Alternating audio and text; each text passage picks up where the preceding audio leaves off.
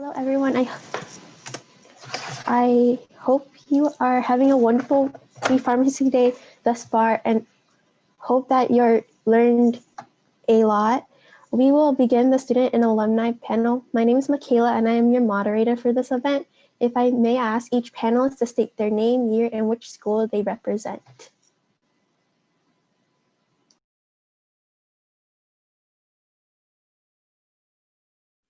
I can go first, I guess. My name is Christia, and I'm a first-year pharmacy student at the University of Washington School of Pharmacy.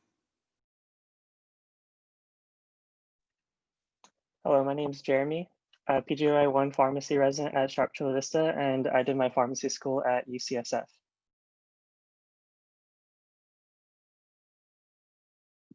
Hi, my name is Justin. I'm currently a PGY1 resident at Dignity Health Yavapai Regional Medical Center, and I went to Midwestern University College of Pharmacy in Glendale, Arizona.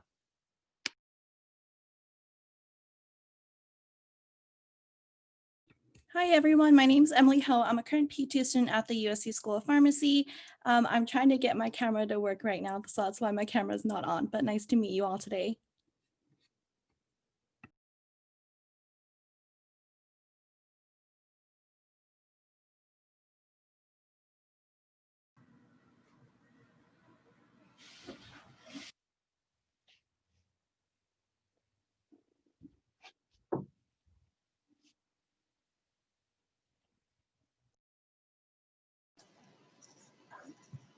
Okay, thank you so much. Before we start, to our attendees, please direct your question to our student question speaker, Clayton, via chat. If time allowed, at the end of the presentation, your question will be asked by them. For our guest speaker, please note our timer herald as they be updating chat as well as their own background, Zoom background with 10 and 15-minute markers for your allotted time. Without further ado, your first question will be, what does an average week look like for you?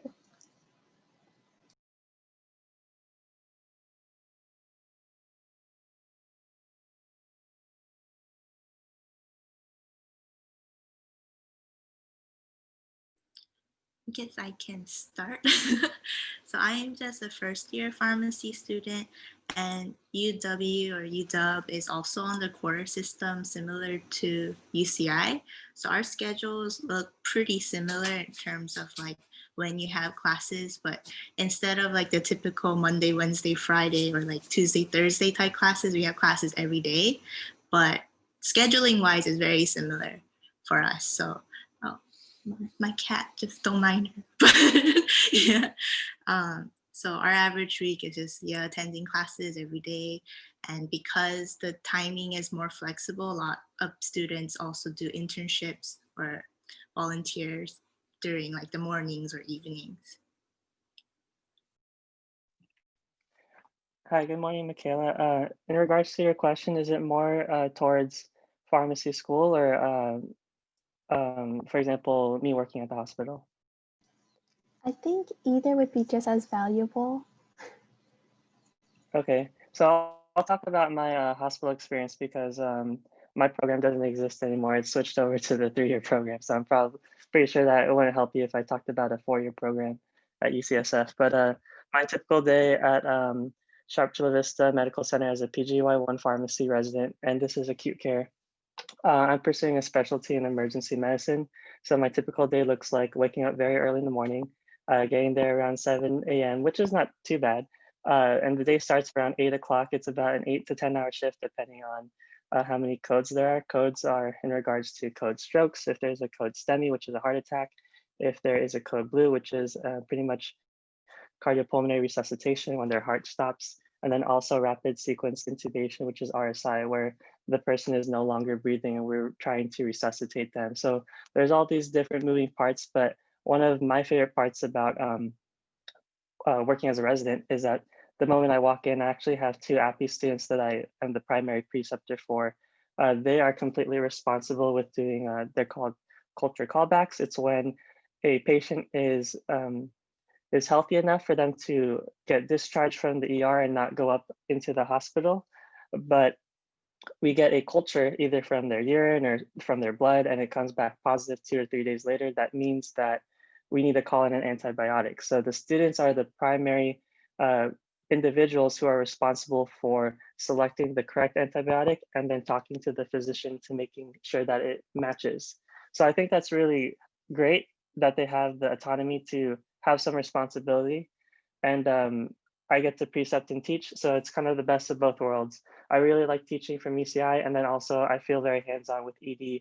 ED might not be your cup of tea if you chose pharmacy because you don't like blood. So that's something to consider.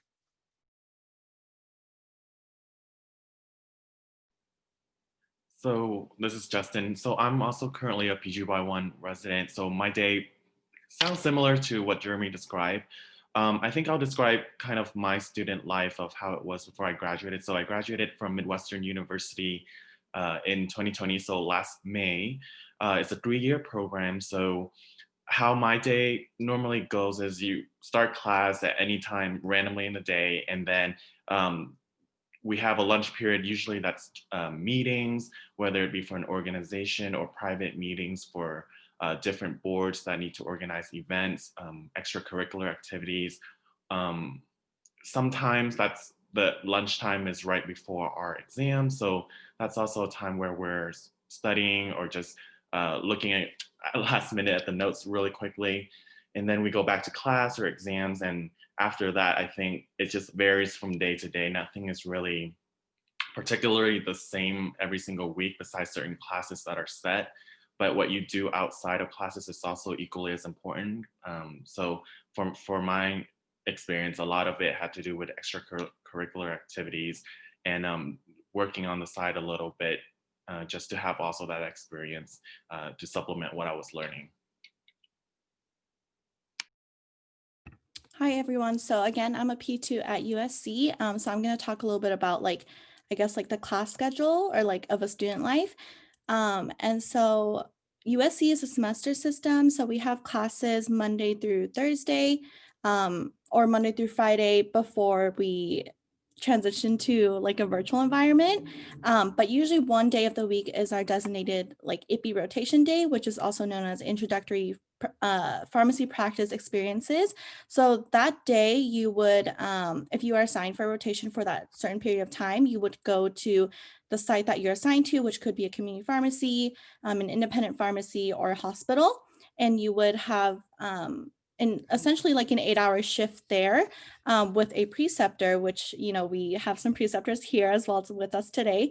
And so then during that day, you would just kind of learn more about pharmacy, and you would be in a pharmacy setting. But because we are in a virtual background, we still have that, but some rotations are virtual. And then on Fridays, it's our designated exam day. So we only have classes Monday, Tuesdays, and Thursdays because Wednesday is our designated rotation day. And then as Justin already mentioned, lunch period is usually from 12 to 1. And during that lunch period, you could have general meetings for organizations. And then sometimes in the evenings or afternoons, you would have networking events or other extracurricular activities with the organizations that you're involved in. And then working is kind of big for USC students. So typically, we would have work on the weekends and depending on where you're working, of course, the commitment is different, but typically students would work on the weekends. So our other panelist has arrived, and we would, could you please introduce yourself? Hi, everyone. Sorry about that. I ended up being on the other Zoom link. My name is Christine Dramakian. I'm a current 4th-year pharmacy student at the University of California, San Francisco.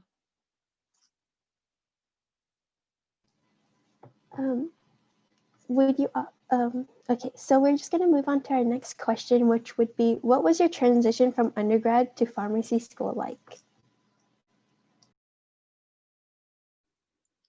So like I mentioned before, UW is also on the quarter system, so it's very similar to UCI. So I feel my transition was pretty smooth.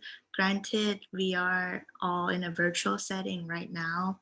And I also finished my last quarter at UCI in a virtual setting. So it wasn't too big of a jump going from Zoom classes to more Zoom classes.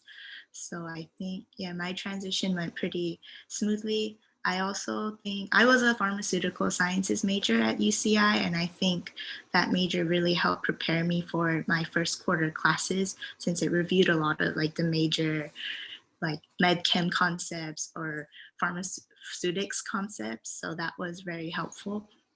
And now we're starting our therapeutics unit, and that's a little bit more challenging, and it's like the bulk of your pharmacy like education. So that's a new transition for me that I'm trying to still get into a routine. But for the most part, it hasn't been too overwhelming. As far as the transition goes, I guess I'll talk about it in two points. So the first point being the move. So if you ever do plan to pursue pharmacy school and end up having to move, much like myself and then going to UCI, I lived in Orange County my whole life. So then I wanted a change of pace, which was to have a chance to go to UC San Francisco. Very expensive place to live, but why not if you can just go somewhere for 4 years, right? So I had the opportunity to choose between UCSD and UC San Francisco. My dad tried to make me stay by offering me a car, but then that's not enough. So I have to leave. So I went to San Francisco. The transition was very different. Parking is horrendous if you're trying to get groceries. Very difficult, especially when you're walking up and down those crazy hills. As far as the challenge of the difficulty, I want to say that UCI's pharmaceutical sciences curriculum prepared me very well, especially because Dr. Mahtab Jafari went to UC San Francisco, and she mirrored the program, the 4-year program, exactly like UCSS program. So each year was exactly the same. So if you have Dr. Plan, the 3rd year, and it's about antipsychotics, that is exactly the same way the structure was like. So it's almost like a do-over, but instead of focusing on molecules and like how the drugs are made, it's all just clinical. And I really enjoyed that because you learned about the background through UCI, but you learned about the application in pharmacy school. And that's kind of why I thought that UCI and UCSF was a really good, like a really good transition in a way.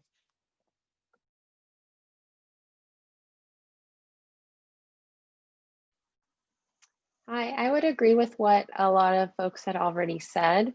One thing I think you all might have experienced just transitioning from high school to UCI and undergraduate program was there's going to be a bit of a learning curve, getting used to schedules, sometimes learning how to readjust your schedule. I think with adjusting as well is learning what resources you have and which mentors you can lean upon or which faculty you can reach out. So I think for my adjustment going from UCI to UCSF, there was a similar science background and foundation that was utilized, but I think also just figuring out living in a new city, wanting to explore, but also feeling like you should stay inside or go to the library all day and study. But yeah, it helps knowing if you're going to go into a quarter system, what kind of unit loads you're going to enter, and just trying to mentally ground yourself and prepare yourself, which is what I tried to do transitioning from UC Irvine to UCSF. And for myself, I even took a gap year, which I think helped a lot for me personally to get ready to gear up to make the move and do applications and just move on to the next educational stage. So for me, I think I agree with what all the other panelists have said. I think UCI sets you up pretty well for pharmacy school. I also entered a quarter system. My transition in the beginning was a bit rocky just because there was an overlap of 2 weeks of pharmacy school with the final 2 weeks of UCI, the last quarter. So I think taking the time to develop your studying habits as well as your soft skills, because being assertive and communicating with professors at UCI as well as individuals at Midwestern University and trying to coordinate taking my final early and then going to pharmacy school and then coming back for graduation and going back to pharmacy school. I think that had a lot that came a lot from my extracurricular experiences at UCI and managing my time and learning how to communicate effectively and just making sure those soft skills are on the way. There's always room for improvement, but are on the way and improving every day. I think besides that, because I entered a 3-year program, it's more of a rigorous curriculum. So you have to ask yourself if you are willing to commit what your studying habits is and what you're willing to commit. Because a 3-year program usually is an all year-round program. There are some gaps here for breaks here and there, but it's really depending on your personality and what you want and what your goal is.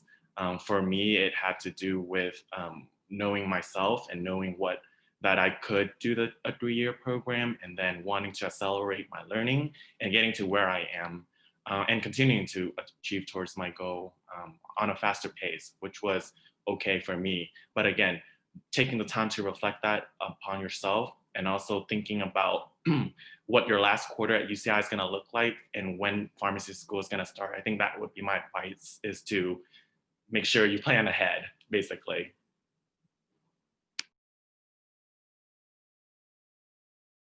I guess just completely echoing what all the student panelists have said, I think my first year was kind of composed of all the like basic science courses that I've learned as a pharm sci major during all 4 years at UCI.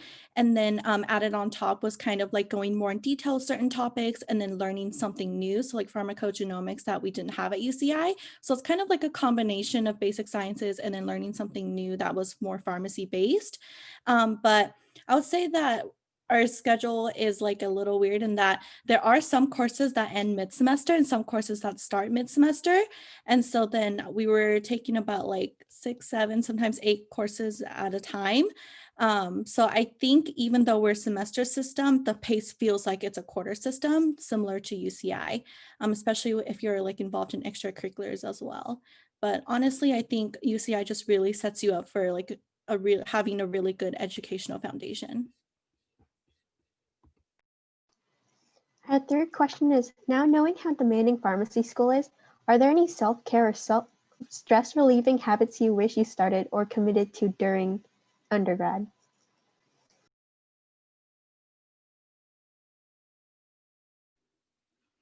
I think my advice for this would be just to know what makes you happy and hold on to that. Like if it's just hobbies or just like, you know, little side things. Like for me personally, I'm a huge BTS fan. So like when things get tough and I'm like really tired or like I feel worn out, if I just watch like a performance of BTS, it just makes me smile, and just the act of smiling just puts you in a better mood.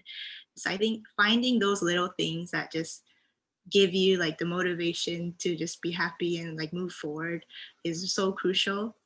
And in undergrad, if you can practice power naps, because that will come in handy for sure. I agree with what Christia said. Like if you have hobbies that you've like picked up during like quarantine, I think you should definitely hold on to them even tighter, even though you're gonna get busier in pharmacy school, just because everyone needs a break at one point, like every day.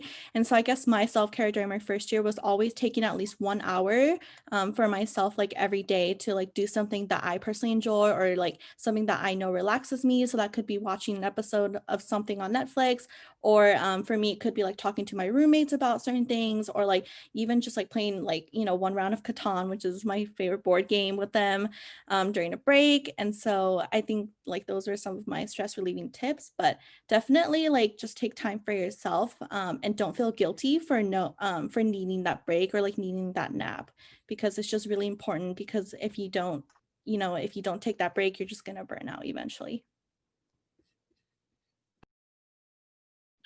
I think for me, just because I remember how it was in undergrad and I was trying to do a lot of things and everything at once.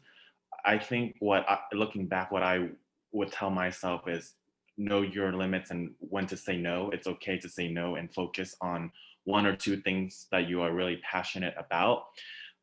Taking on too many things can really burn you out. And and then everything just falls apart at that point. So really knowing your limit and going, and that's going to apply even to pharmacy school and beyond, just to prevent burnout, because that's a real thing. And even in the workplace, it really helps taking that time out, like Emily said, to do something you enjoy. For me, it's food and boba, which is boba is really lacking in Arizona, just saying. But if you learn how to make boba, you just helped yourself. So just knowing what you enjoy and taking the time out to do that is something that's going to help you do a lot better than you realize, just taking that 1 hour rather than powering through it continuously every day, day by day.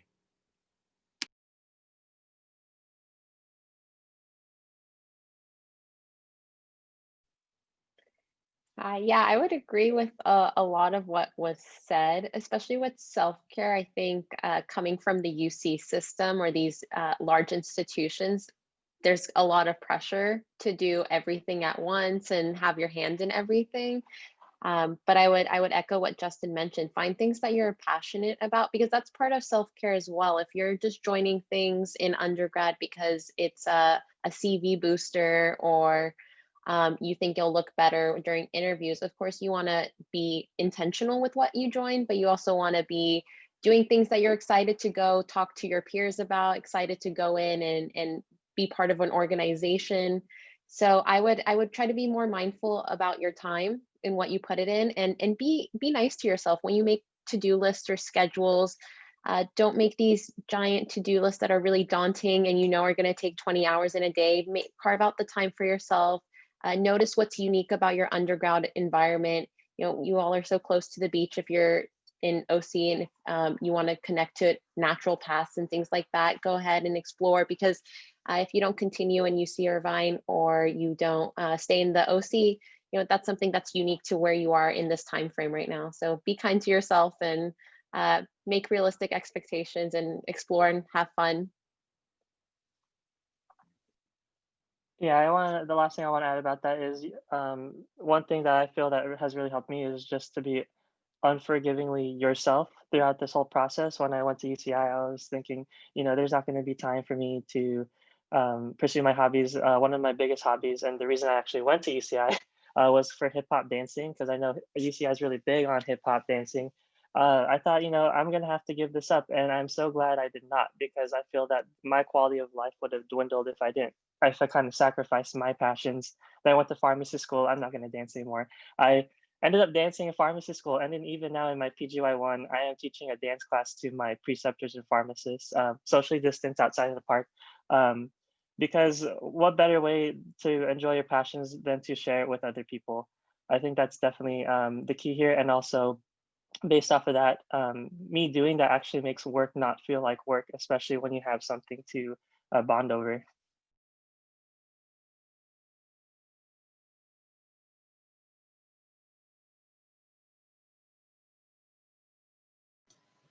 So our next question would be, why did you decide to apply for pharmacy school?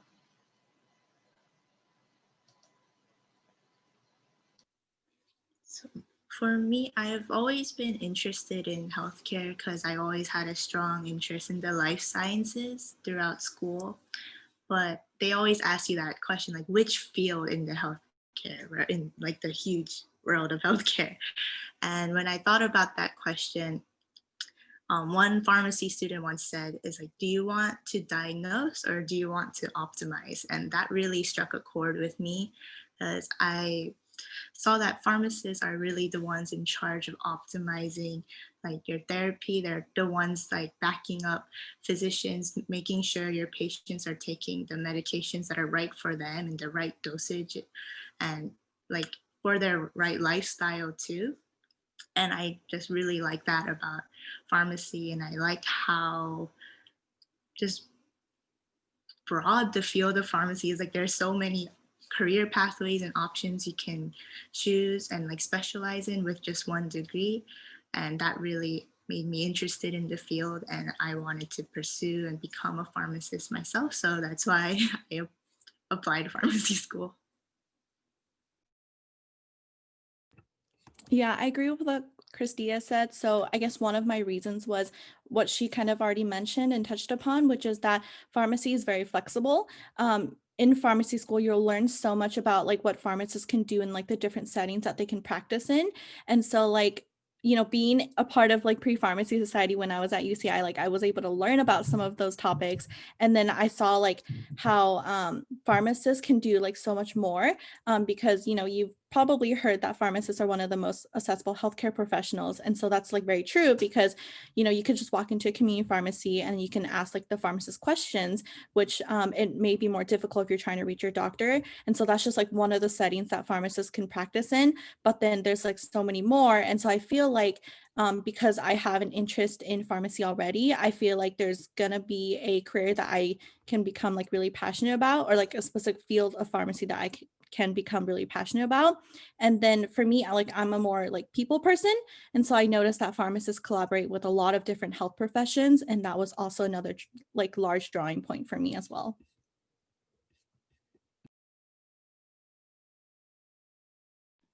So I think on my side, kind of what Emily said, it was a journey of self-discovery for me throughout undergrad. I think I went into UCI being a pharm sci major, but not really being sure which healthcare professional I want to be. I attended in my second week of freshman year a PPS meeting, and throughout the different meetings, I just became very involved in going to every single meeting, meeting the different guest speakers, and asking them about their job, and seeing what a pharmacist actually does was very enticing for me. I took different opportunities that came on to explore more about the field, whether it be working as a technician or volunteering at a hospice pharmacy. So those opportunities that I took made me just point out the things of how diverse a pharmacist can be and how much we can impact patients. Because I for myself, one of my personal goals is just to make a positive impact in wherever I am at, whatever community I'm living in. And I think pharmacists can totally do that and have a personal contact, a one-on-one contact when counseling patient or educating patients, just like our keynote speaker was talking about disease state counseling, medication counseling. And that's something that I really enjoy, is that the diversity that a pharmacist can work in, whether it be in the hospital or a clinic. And so that was something really that stood out to me for a pharmacist. So I attended pharmacy school just to, like further knowing myself that I want to be a pharmacist. Applying to pharmacy school was, of course, the one step that everybody needs to take to become a pharmacist. Sorry, blinking out a little bit. But yeah, so I think that the diversity that a pharmacist can practice in is one of the main points that I want to stress upon.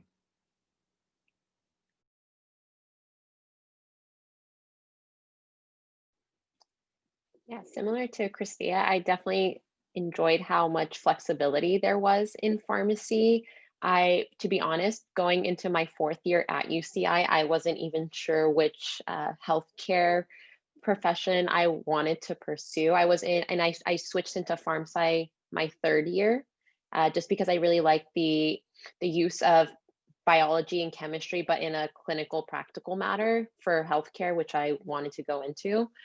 And I think what really changed the narrative for me was learning about how flexible things were, wanting to make a positive impact. And in pharmacy school, throughout the 4 years, I've had internships at a community pharmacy, in health insurance, as well as in pharmaceutical industry, and now doing clinical rotations. So I think in those 4 years, I was able to explore just drastically different career paths, but learn how integral pharmacists are to our healthcare system and just what kind of impact they can make. And for someone who is interested in policy, I realized that in pharmacy in the last 10 years, we've made so many strides in impacting medication access for patients, as well as our own practice and our own scope of practice of what we can do as pharmacists. And I think that's just so important. I wanted to be part of that change that helped improve our healthcare system. So I think that's what really drew me to pharmacy. So for me, for pharmacy, I'll be honest with you all, I did pharmacy because my parents wanted me to. So based off of that, you know, my whole family's in healthcare. My mom's a nurse, my dad's a nurse, my sister's a nurse, uh, my girlfriend's a nurse. So I wanted to try something different as far as going to healthcare, and I thought, oh, you know, why not pharmacy? Initially, I'll be honest with everybody, I didn't like it. I worked at CVS as a technician in high school, then going into during UCI. It didn't really click with me. I don't feel like I really resided with the profession up until I ended up on the other side of the receiving end, as far as me, you know, dispensing care and information to actually being a patient. I was actually admitted at Mission Hospital down to 5 in Mission Viejo for like a work-related accident, and one of the primary individuals who were a part of that care was a pharmacist, and that pharmacist also happened to be my friend. So it was kind of a dual nature of seeing him in action and then recognizing the value that they can contribute to the team. Like you were saying, not the diagnosis piece, but more of the optimization part. And then second of all, having a role model. It's so important to have a mentor or a role model to look up to help drive your passion, especially when a lot of what we're doing here, whether you're at UCI, if you're in pharmacy school, or even up until your PGY1, you will continue to be making mistakes.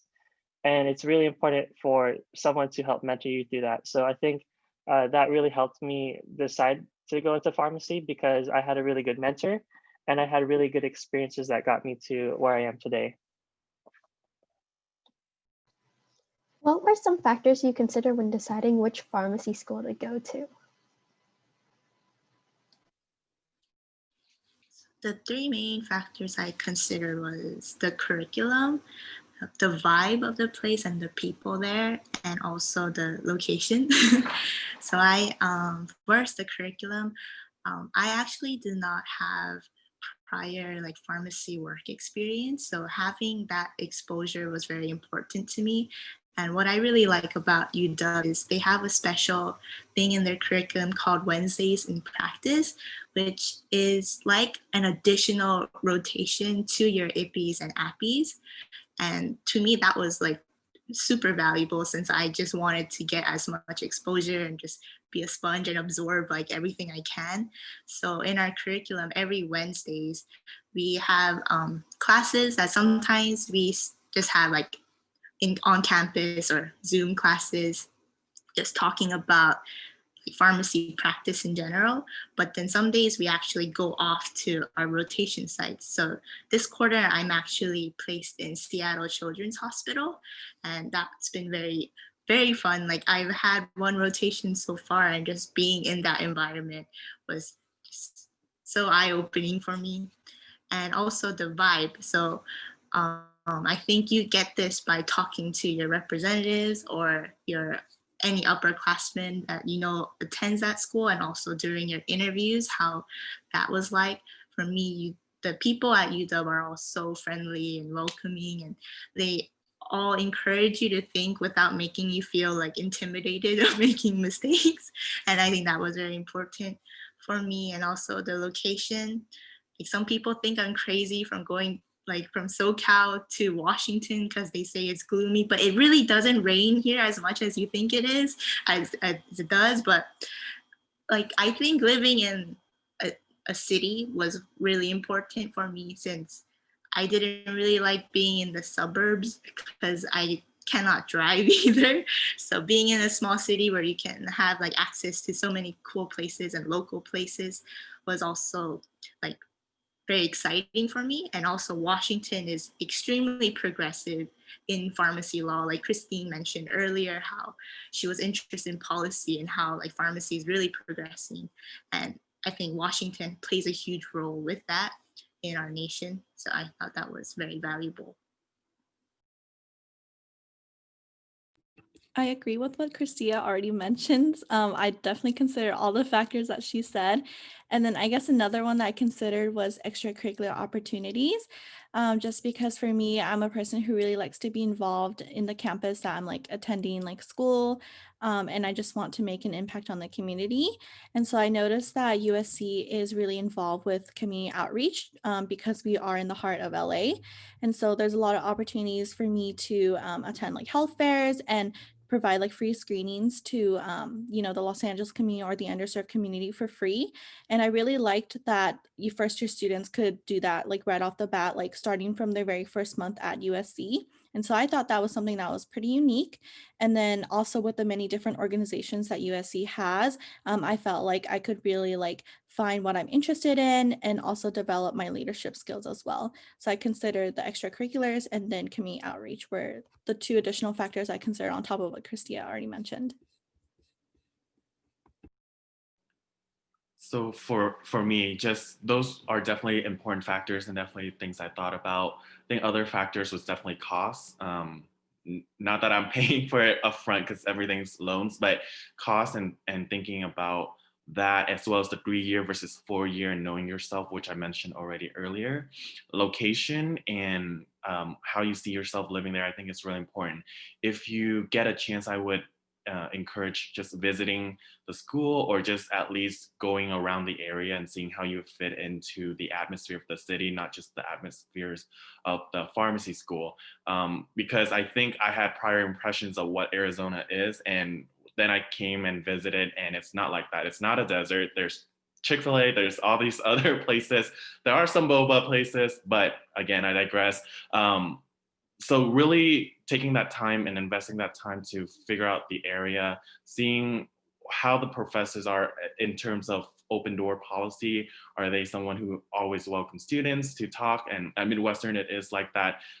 Those extracurricular activities, talking to the students, if you get a chance to actually go into the classes or knowing someone there and getting their opinion, I think is really important. And attending events like this, as well as future events, and talking to different representatives and admission coordinators and deans, I think will give you that vibe that you can use your gut instincts to see if you fit in or not. Because sometimes it could be the greatest pharmacy school, but it's not the greatest pharmacy school for you. So taking that time out to know what you want.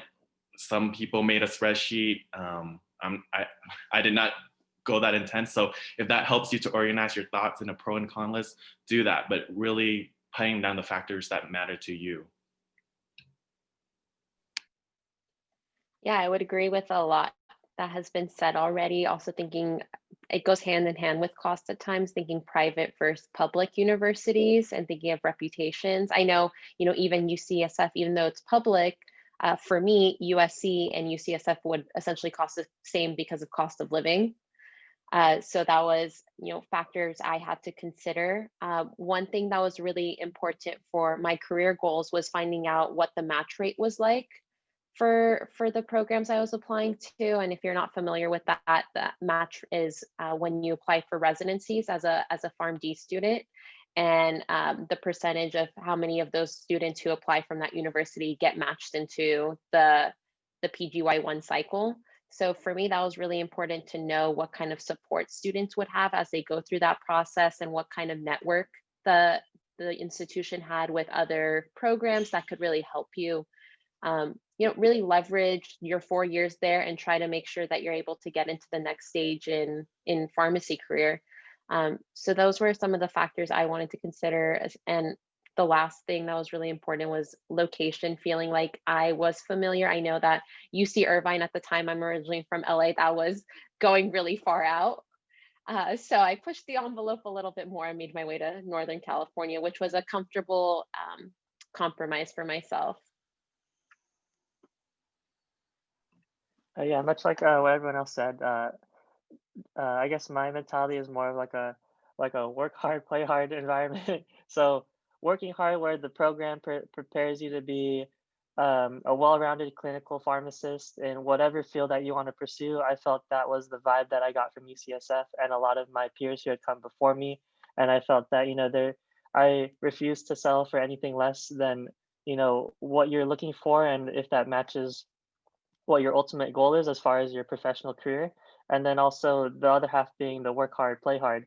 about a quarter of my friends were from UCI that year out of a class of 126. And I thought that how awesome would it be to go from UCI, graduate, and then continue our journey together through pharmacy school. And that was really enjoyable for me because I got to make lifelong friends that I still talk to today, even though we can't see each other in person. And I think that is kind of why I chose UCSF, because just because it's these 4 years where people say that, you know, you kind of, I don't know, where people say like you disappear from the face of the planet because you're working so hard, you're working, you have internships, you have appies, you have your curriculum, especially if it's a 3-year program. There's always time to reconnect with your friends and family. If it matters to you, you'll find a way. And if it doesn't, you'll find an excuse. What is a piece of advice you would give to current undergrad preparing to apply for pharmacy school? So my piece of advice I also received from one of my professors, Dr. Odegaard. She told us really know your why. So why do you want to do pharmacy? Like make sure you had that reason and be passionate about it. Because when the times get tough, you think back to your why and get motivation that way. And sometimes when things are really stressful, it could be because what you're doing doesn't match with your why and some things might have to change. So I think, yeah, really know why you want to do pharmacy and that you're passionate about it. And don't feel bad if you find out that it's not a match, because that can happen. Just make sure you work on that and just keep pursuing what you want to do in life. I think my one piece of advice would be to really keep an open mind with like the different pharmacy schools that are out there, but at the same time, like do your research to really learn like what the school is like all about and what they can offer to you as a student and if it aligns with your values. And so I guess like one way to kind of start is, you know, by attending pre-pharmacy day, where you can talk to like the students and where you can get like a real like student perspective on what student life is like at that pharmacy school. And then also kind of like talking to representatives as well to know like, again, like what opportunities are offered to students. But I guess my thing would be like really get to know the school that you are interested in to see if it really is the right fit for you. And like Christia said, kind of similar, like don't feel guilty, like, you know, if you find that it's not the match for you, even though you may think that it's your dream school, but you know, it might not end up fitting like your values as you learn more about like the different fields of pharmacy or like the different like pharmacy schools that are out there. So just keep an open mind, but also like do your research on the schools you're interested in. I think my advice would be definitely what the previous speakers just said. Definitely do that, and that's very important. I think an additional on top of that is also preparing yourself. I think during undergrad is the time to hone your studying habits and making the mistakes and learning from it. So it's almost in a way preparing your soft skills, like I've mentioned earlier. And I keep repeating it again and again, because even when you become a pharmacist or if you choose to do residency, these skills come back again and again. And each time in a new setting, it's going to require what you built already. So understanding where you need to improve and utilizing what your strengths are, I think is an important way to prepare for pharmacy school and beyond. Yes, similarly, I would agree with everyone else, as well as during this process, just don't lose sight of, you know, yourself as a person. And you know, when you're applying to things similar to the why, when you're writing things, don't write things that you think will please the applicant readers. Write things that show who you are as a person. When you are doing research of where to apply, try to find things that will fit to you and what you truly want, rather than knowing what you think other people would want out of you. And keep an open mind and stay broad. There's so much to learn from things you like, as well as going through experiences where you find out you don't like something, because then that informs how you want to go through the process as you move forward. So yeah, good luck to everyone who's going through that process. I guess for me, I'll share these two pieces of advice that I got from professors at UCI. I don't know if they're still there. You can tell me. Dr. Spitali, he said to me when I was there, if you don't take the opportunity when it presents itself, somebody else will. And I want you to take this with a grain of salt because I'm not saying to say yes to everything.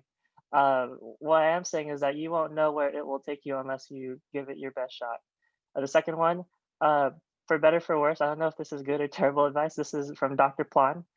He said have don't have regrets for things that it's better to have regrets for things that you did versus having regrets for things you didn't do. So you could perceive that however way you want, but pretty much he's saying that again, similar to hospitality, don't miss out on an opportunity when it comes your way because you don't know where it'll take you unless you try. That is all the question we have for prepared. Sorry, that's all we have for prepared questions. And at this time, we would like to take questions from you via our student question speaker, Clayton. Hi, everyone. So I'd first like to thank all the panelists for the answers so far. At this time, we will have questions asked by our students. And the first question we have is directed to all the panelists. And it is, with virtual rotations, are you still able to have a hands-on experience with your courses?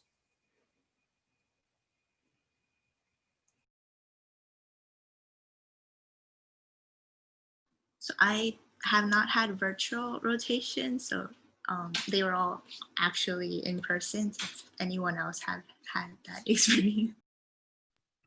What was the second half to the question? Oh, it was if with all the virtual rotations, are you still able to have a hands-on experience with your courses? Yeah, I would. So I did do a virtual rotation. It was for 10 weeks, one day a week. And so we were just on Zoom, and we did like patient case presentations.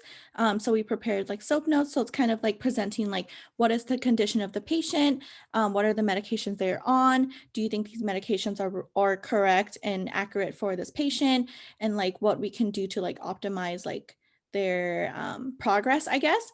But for mine was specifically on diabetes. So it was kind of like ambulatory care, because I had the opportunity to shadow a P4 API student who called the patients to do like a telehealth appointment, where they like, yeah, so like where they just like asked about their progress, and see if there's any like adjustments that they could recommend. And so that was like kind of like hands-on. I hope that answered the question.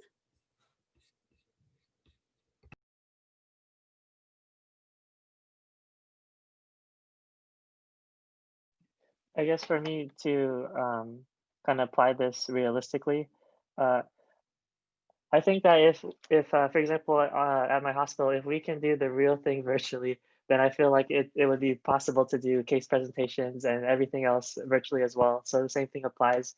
Like for my TPN rounds, which is pretty much you make a bag with all the nutrition. It's essentially the world's most expensive hamburger in a bag that you're going to run intravenously.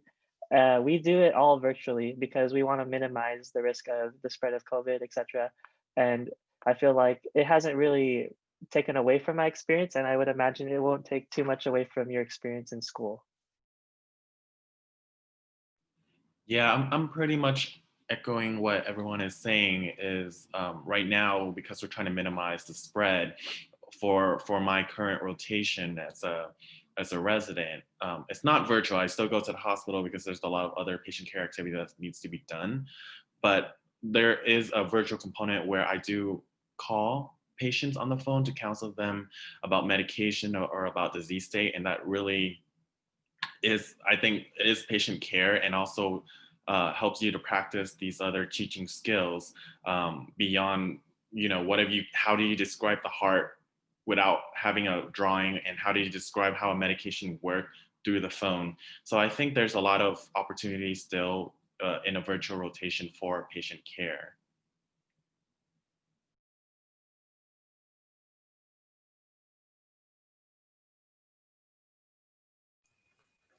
Thank you. We have one last question from Ms. Hetty, if she would like to unmute and ask.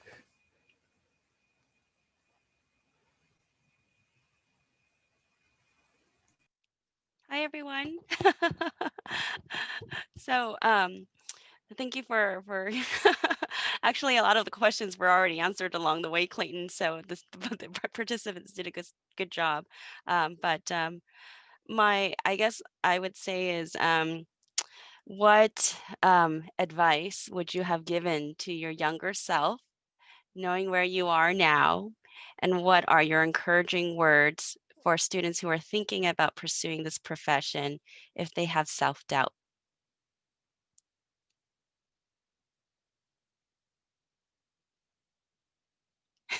I guess mine would, and this is something that I honestly personally struggle with, is especially like when it comes to self-doubt, is that um like I guess like whether it's your journey getting to pharmacy school, or like if you're in pharmacy school and trying to get to residency, or like applying for jobs, is to not compare yourself with other people, because everyone has their own path and everyone has their own journey to get to where they are, and everyone's experiences are very unique and different and subjective to their own. And so I think that's like something that I struggle with, is like comparing myself and feeling like I'm not good enough, or like, oh, like should I still go for this opportunity when there are so many other good applicants and I feel like I may not, be the best applicant.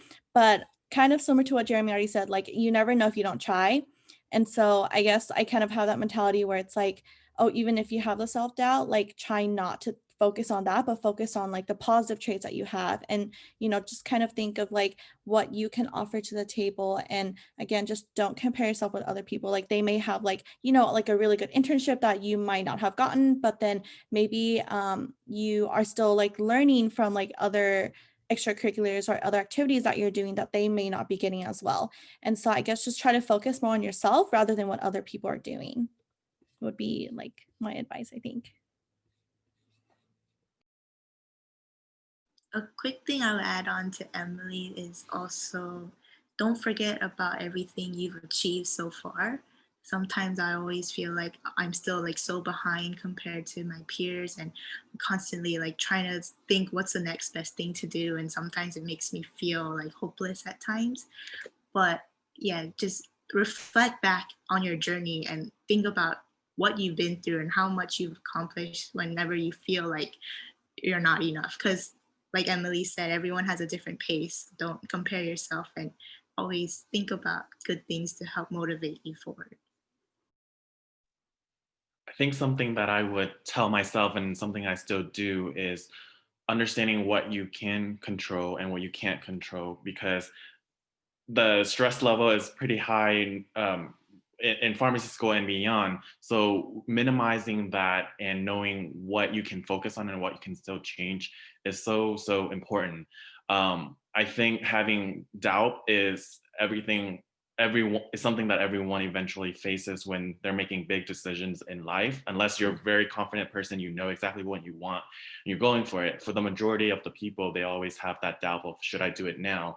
And I definitely even had that doubt when applying to pharmacy school. I had a talk with, and he's in this room right now, but Dr. Michael Dietrich, and I was having doubts of, well, do I want to take a gap year? Am I ready? Will I be okay in pharmacy school? Am I going to fail? All these questions that I, spiral down inside my head. But just like Jeremy said earlier, you're gonna fail at the 100. You're gonna 100% fail the things you don't try at all.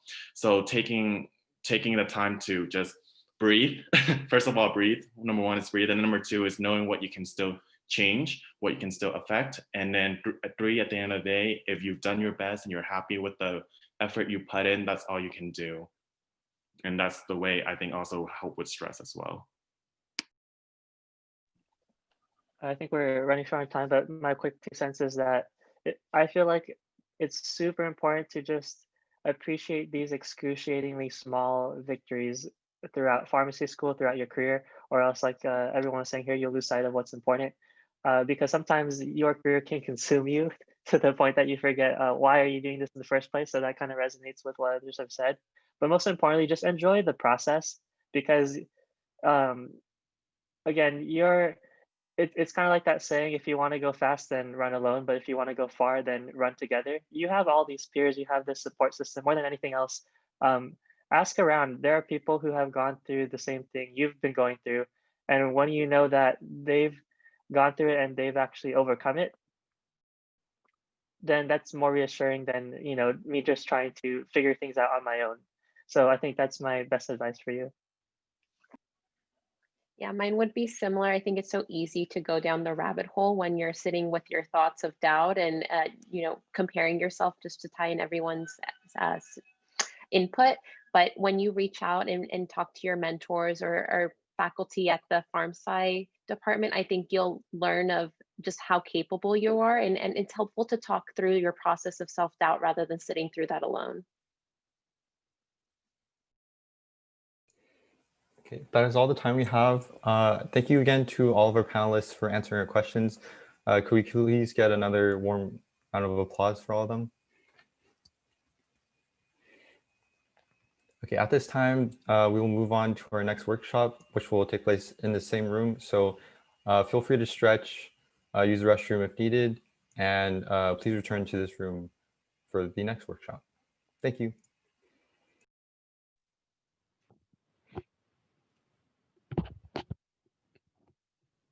Thank you so much, everyone. Student and the student panels.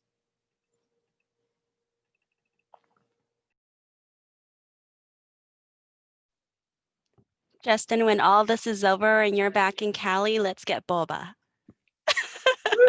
Yes. I know a new place. Okay, good. I missed the $2 boba yelling down Ring Road. Oh, I missed that too.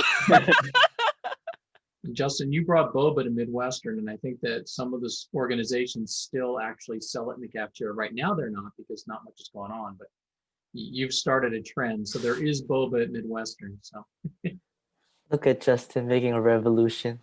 exactly, the boba revolution. Justin actually brought me boba balls for my son. Oh. Ooh.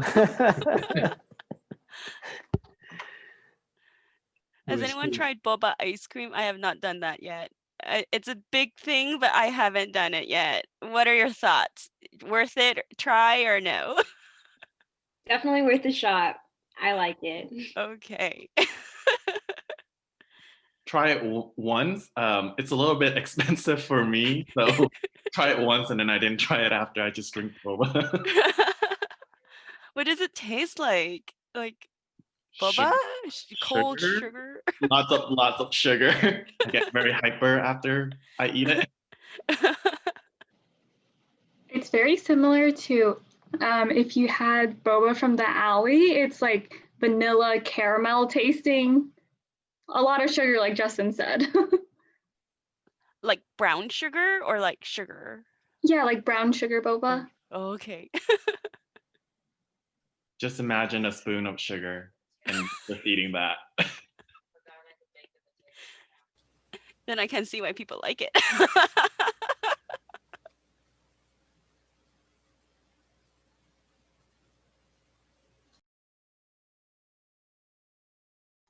All right, hello everyone. Since the majority of you guys are already here, let's get started with the first workshop of the day. For the first workshop of the day, we have Miss Kirsten Heinrich. She'll be presenting on behalf of the University of Michigan and tips on a successful Zoom interview. Everyone, please welcome Miss Kirsten Heinrich and give her a warm round of applause. Hi, everyone. I'm so excited to be here with you all. I was really nervous that I was going to miss it because I'm 3 hours ahead of you. So I definitely double checked in Google, California is 3 hours behind, right? 3 hours behind. So I'm so excited that I'm here with you all today. I'm Kristen Heinrich. I'm the Assistant Director for Admissions and Recruiting at the College of Pharmacy at the University of Michigan.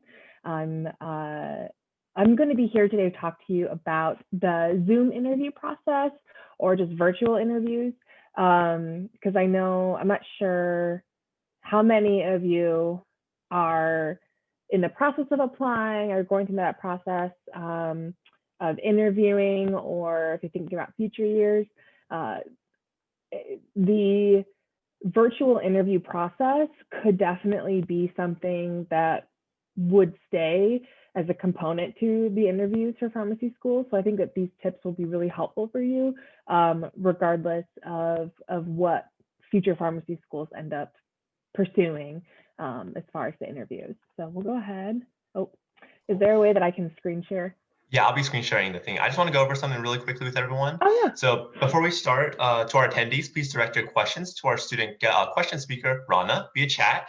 And if time allots at the end of the presentation, your question will be asked by them. And then for Ms. Heinrich, please note that our timer, Michaela, and they will be updating you in the chat as well as their own Zoom background with 10 and 5-minute markers for your allotted time. Thank you. I'm going to start sharing my screen. Can you guys see? Yes, we can see. All right, cool. Awesome. Okay. So this, I mean, I'm playing on the whole Zoom thing, but this is zooming through interviews and hoping that you all take a little bit away about just the technology process of interviews nowadays, but then also just general things for you as you're preparing for interviews, thinking about interviews, because they are extremely impactful for your admission to pharmacy schools. Next slide. All right, so we're going to be focusing on 4 main things today. Understanding the format, because that's going to vary depending on the school. We're going to talk about answer preparation. So this is just general things that are going to be really helpful for you, regardless of what form of interview that the school is offering you. And then we're going to talk about technology preparation, how important that is, and then interview day. Just a couple of tips for that too. All right, next slide. Yeah. So when you are asked to interview, it's really important for you to understand the format and how that process is going to work. So some schools do the Zoom where you sit and you interact with people. It's a live video.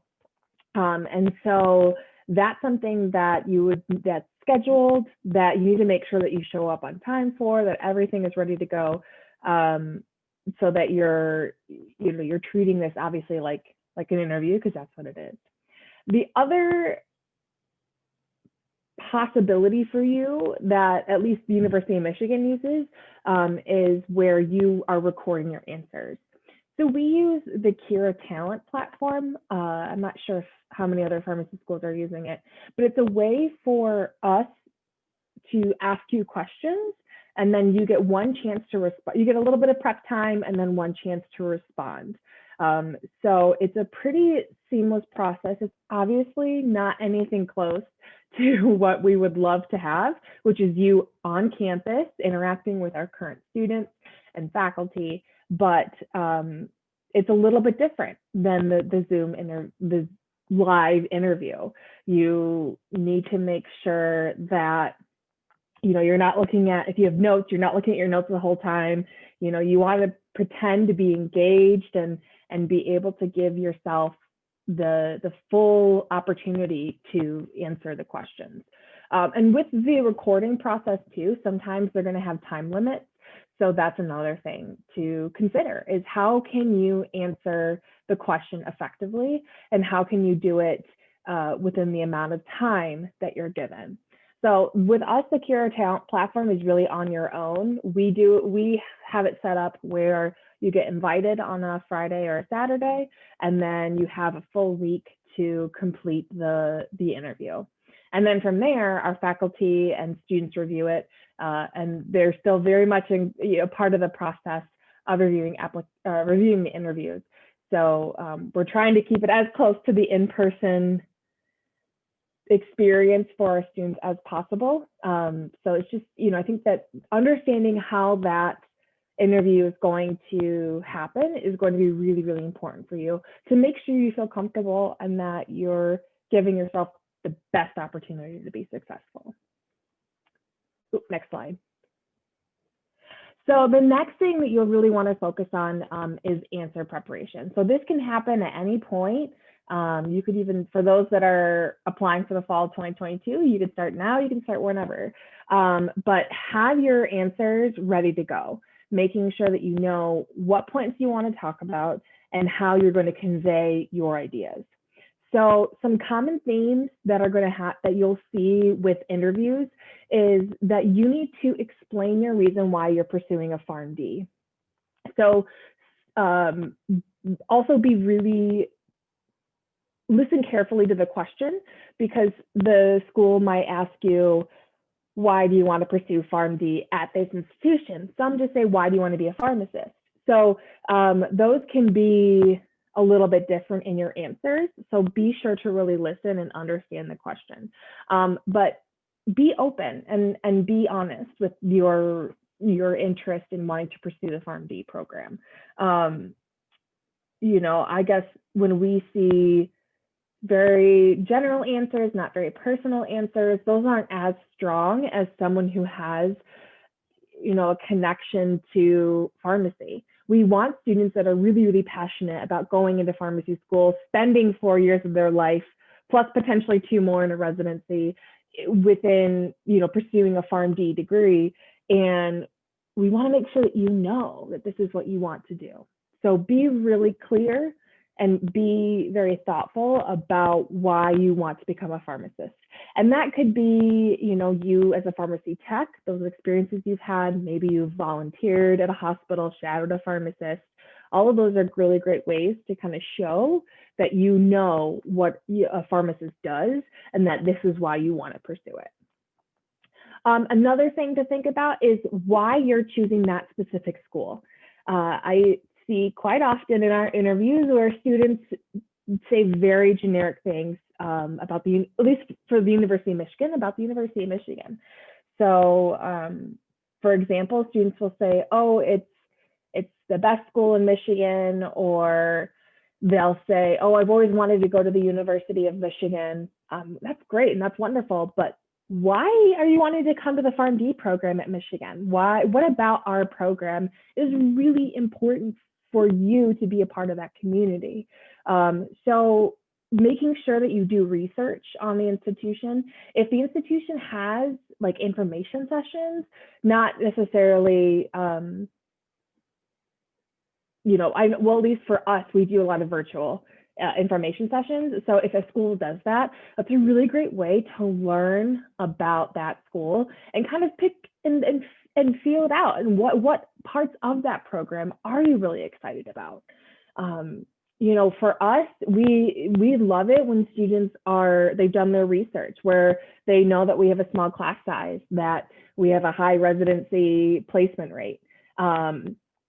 You know, we really want to make sure that students are coming into our program knowing what the program is about, and that's their passion, and that they'll be a good fit.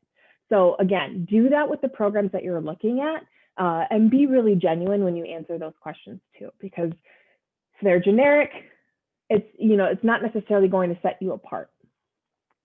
Something that you'll come across as well are team-based questions.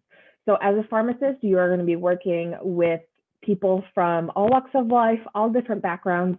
And so we want to know how you interact in that team setting. Because working as a pharmacist, you're working with people. And so making sure that you have some examples in your mind of ways that you have had difficulties with a team, maybe you've had deadlines that are due. Just think about different experiences that you've had that have really allowed you to learn something, allowed you to learn how to be a leader in a group, how to work with other people to meet a deadline. So another thing that I think students the opportunity is missed when students give very generic responses. So if they're saying, oh, well, we had a group and the deadline was this and we were not meeting the deadline, and that's the team, that's what happened. Instead, it's really important for you to say, we had a project due. I was working with an individual and we didn't see eye to eye, we didn't agree on the way that we needed to pursue this project. So we talked it out and we all came to a consensus, and however that process is and whatever that situation is for you, it's really important to give those specific answers. Another thing that you'll see are leadership-based questions. And you don't necessarily have to be like leader with a cap. I always call it leader with a capital L. You could be leader with a lowercase l. So someone that maybe doesn't have a true like leadership title, but somebody that is, you know, the quiet leader, the one that's really helping the group move forward. You know, and trying to find those ways and those examples in your own life where you stepped up as a leader. I think that that's going to be a really important way for you to prepare for your interviews. And then another thing too is, you know, overcoming adversity or difficulties. So that's not necessarily something that's like going to be an outright question, but in pharmacy school, you are going to deal with challenges. You're going to deal with times where you aren't successful at something. And we want to make sure as a school that you are going to be able to come to jump back from that and be, you know, successful in the program. So being a little bit vulnerable is okay. You know, students that give us the full picture of who they are and how they're going to really contribute to the program and the strength that they have is really important. And so just that's, you know, as you're preparing and getting comfortable with yourself and getting comfortable with yourself in that interview setting, it's really important just to, you know, be open-minded and really analyze yourself and be open with your interviewers as well. Oops, next slide. I keep clicking my arrows, thinking that I'm gonna, thank you. So in this age of technology and things that are failing, like my internet went out this morning and I had a little bit of a panic attack. You know, you need to make sure that you have everything necessary and make sure you have it you have it ready to go ahead of time. So internet connection, obviously, that's a huge thing. It can be really stressful if you don't have it. Like I said, I dealt with that this morning. But the one thing to kind of keep in mind is, you know, if you're doing it at your place of residence and that's where you're planning on holding it, have a backup. Have a place where you can go where you know that there's secure internet, that in the event something doesn't happen an hour and a half before your interview, then you can make that adjustment and go to your second location. Make sure you have a webcam. Obviously, that's very important. And then a working microphone. So just, again, prep ahead of time, making sure you feel comfortable with everything. I think the biggest thing that students can do is to practice. Now, I hate seeing myself on camera. So I totally get it that that's not necessarily the most comfortable thing for you all, for students to do, for anyone to do. But it's really important, I think, for you to feel comfortable in this new virtual talking to a computer like it's a person setting, and practice. See what you look like on camera. See how you are referring to you know, the camera or lack thereof. Look at yourself and really analyze it. Now, obviously, you don't have to be too nitpicky. As you can see, I move my hands a lot, and that's just kind of who I am. But just make sure that you feel comfortable and confident with how you're portraying yourself on camera. So listening and watching back, this is also a really great way to really articulate the answers to questions that you will likely see. And then you can see how you respond. We're definitely not looking for students that are saying something like verbatim from what they had practiced or anything like that. We're looking for students that you know, can really showcase who they are and their interest in pharmacy and really show us all aspects of who they are that can add to the program. So this is why you being able to watch yourself back and listening to that can help you see how you're coming across and how the interviewers could potentially be, you know, looking at you in the interview process. Another thing too is that if you feel comfortable and you've got a mentor or somebody that is, you know, that can be assistance to you, a friend, an advisor, that might be a good person to ask for help and feedback. You know, send them the videos, have them watch the videos for you and give their honest feedback so that you can really fine tune yourself as as someone who's being interviewed and really feel confident when that time comes. And I think that's just good to do in general, regardless of whether things are online or they are in person in the future. It's important to practice with people you trust and to get their feedback so you can make sure you are, you might be presenting yourself a certain way in your head, but in reality, this is the way that the person is perceiving you to be. So just, definitely practice with people you trust, and practice, to make yourself feel comfortable, and really, hopefully you'll have the opportunity, to shine in that interview. All right, next slide, please. All right, so interview day, yay, it's the day. So like any other interview, dress professionally. Even, obviously we want to see students that dress professionally because we are a professional profession. So we want to see that in the interview. And another piece of that too, for you as someone who is interviewing, is that when you wear something more professional, dress pants and a suit jacket or a cardigan or a sweater or something where you feel like you are going into the work setting, that really helps you get in that mode of I'm going to be in an interview. Even if they can't see your pants, it's going to help you psychologically to get yourself ready to go. And one thing to do is to find the perfect spot. So hopefully maybe you've kind of got an idea of where that is before the day of, but some questions to ask yourself: is it quiet? Will there be distractions? Is the lighting appropriate? I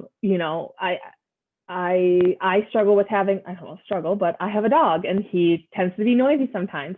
So, making sure that you are closing doors and you're comfortable in your space, and so that the lighting isn't terrible, or we want to see your face, we want to see who you are. So just, being mindful of the environment around you. Another big thing is to breathe. It's okay in any interview, if someone asks you a question, to take a second and collect your thoughts. That is totally acceptable. We don't want you to feel like you have to answer something and then you start down a path and your brain is like, oh crap, how am I going to get back to what I was talking about? So it's okay to take a second and think about the answers that you want to give very thoughtfully. Be confident. If you're nervous, that is okay. It's okay to be nervous.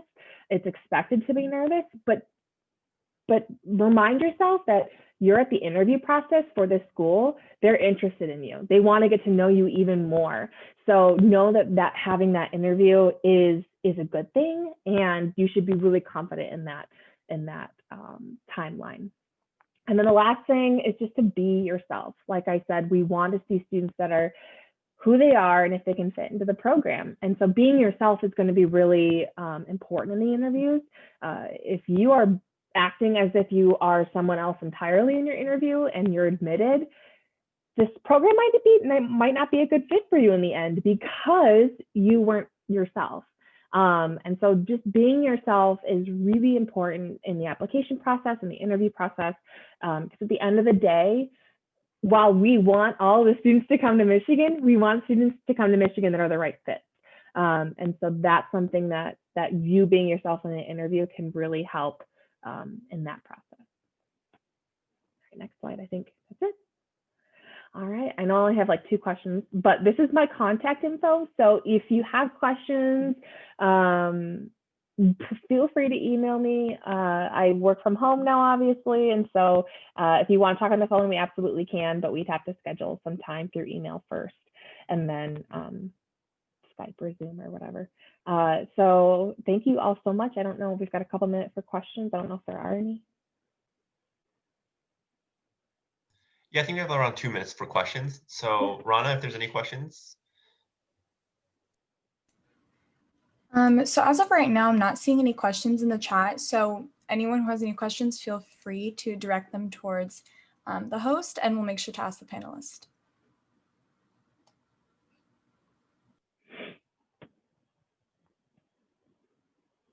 Alrighty, so it looks like we have a question here. What is a good question to ask during the interview? So I think If you're given that opportunity, that's a really great question. Because I know with the recordings, you don't have that opportunity. But one thing to ask is, if it's a student, why did you choose this program? If it's a faculty member, what do you enjoy most about teaching in this program? Or even, what are some challenges that you've faced in this program? Because that can help you determine if the positives and maybe not so positive aspects of a program are going to allow you to get that full picture. And it shows the interviewers that you're really serious and you really want to get to understand what type of a program the school is, and if that's something that you want to pursue. Alrighty, I just want to thank Ms. Heinrich for being here and giving us a very insightful dive into the interview process. If we can all give her a round of applause. Thank you, everyone. I'll see you later at the Dean's panel. Thank you. Yes, hopefully. So now that it's 10:50, we'll be taking a quick 10-minute intercession. Feel free to take a break, go to the restroom, but make sure to return to your designated workshop meetings at 11 o'clock. Thank you so much for your presentation. It's really helpful. Yeah, my pleasure. And anything else comes up, just let me know.